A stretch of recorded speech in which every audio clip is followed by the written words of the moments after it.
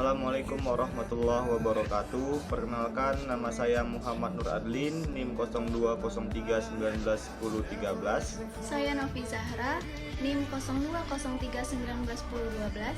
Kami dari kelompok 5 akan mempresentasikan hasil kerja kelompok kami dengan tema Perkembangan Konstitusi Indonesia. Sebelumnya, yang kami hormati Bapak Ramadhani MH selaku dosen mata kuliah Hukum Konstitusi, dan yang saya sayangi teman-teman sekalian. Baiklah, langsung saja. Di sini kami akan sedikit memaparkan materi mengenai perkembangan konstitusi di Indonesia. Jika kita ingin berbicara mengenai konstitusi, ada beberapa hal yang harus kita pelajari, karena konstitusi di Indonesia sempat berubah-ubah baik dari namanya maupun segi materi muatannya. Hal ini disebabkan oleh beberapa hal. Namun bagaimanapun, konstitusi merupakan penghijauan bagi sistem ketatanegaraan di Indonesia. Hingga saat ini sudah ada 5 undang-undang dasar atau konstitusi yang pernah berlaku di Indonesia, yaitu yang pertama Undang-Undang Dasar 1945, yang kedua Konstitusi Republik Indonesia Serikat pada tahun 1949, yang ketiga Undang-Undang Sementara tahun 1950, yang keempat Undang-Undang Dasar 1945. Ini kembali lagi setelah adanya dekret presiden pada tanggal 5 Juli 1959, dan yang terakhir Undang-Undang Dasar Negara Republik Indonesia tahun 1945. Yang terakhir ini perlu kita garis bawahi teman-teman, bahwa ini adalah nama resmi dari Undang-Undang Dasar 1945 setelah adanya amandemen. Kita ketahui bersama teman-teman bahwasannya proses pembentukan Undang-Undang 1945 sudah dibahas jauh sebelum kemerdekaan, dan proses pembentukannya itu dibagi menjadi 2 tahap, yaitu tahapan yang pertama dilaksanakan oleh BPUPKI dan tahapan yang kedua dilaksanakan oleh PPKI. Pada sidang pertama BPUPKI yang dilaksanakan pada tanggal 29 Mei sampai 1 Juni 1945 membahas mengenai dasar negara.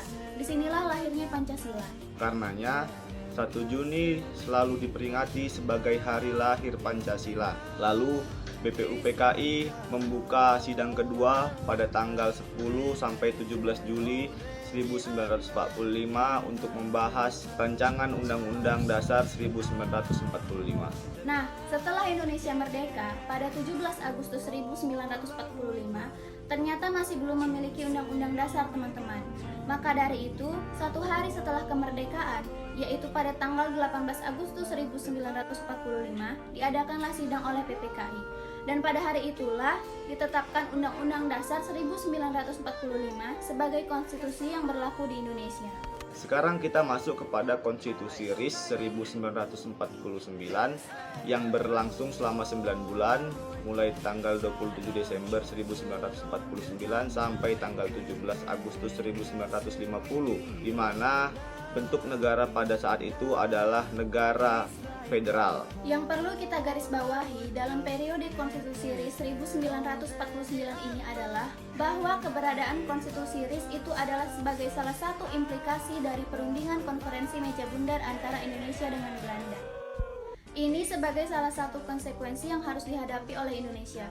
Dan menurut catatan sejarawan, ini merupakan salah satu cara Belanda untuk memecah belah bangsa Indonesia.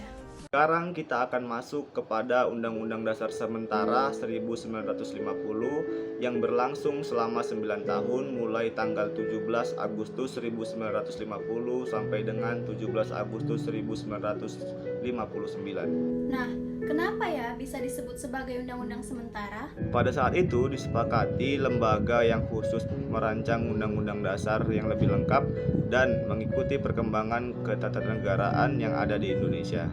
Dan diharapkan undang-undang yang dibuat ini lebih lengkap dan lebih mewakili aspirasi masyarakat Indonesia. Tidak lagi seperti Undang-Undang Dasar 1945 dan Konstitusi RIS yang dibuat dengan kesan terburu-buru.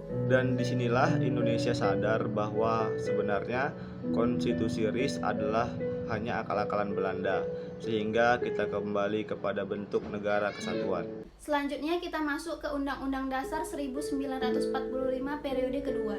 Berlakunya kembali Undang-Undang Dasar 1945 tidak terlepas dari dekret Presiden Soekarno pada tanggal 5 Juli 1959 yang mengatakan bahwa Indonesia kembali kepada Undang-Undang Dasar 1945. Lantas, bagaimanakah nasib konstituante yang ditugaskan untuk merancang Undang-Undang Dasar?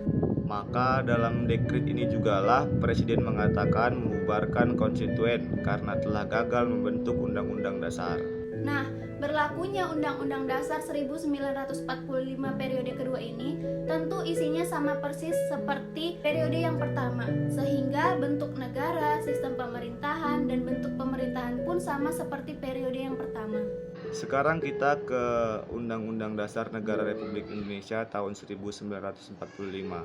Undang-undang ini berlaku sejak tahun 1999 sampai dengan sekarang dan sudah 4 kali diamandemen pada tahun 1999 sampai 2002. Munculnya ide atau gagasan untuk merubah Undang-Undang Dasar 1945 itu karena Undang-Undang Dasar yang asli dianggap sebagai Undang-Undang Dasar yang begitu besar memberikan kekuasaan kepada Presiden sehingga Presiden melakukan penyimpangan kekuasaan. Kemudian yang kedua, isi Undang-Undang Dasar 1945 sebelum perubahan dipotong menjadi hanya bagian pembukaan dan batang tubuh, berbeda dengan periode sebelumnya di mana dihapuskan bagian penjelasan.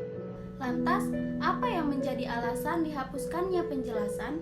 Karena memang para pembentuk Undang-Undang Dasar 1945 periode pertama menganggap bahwasanya undang-undang tidak perlu memiliki penjelasan.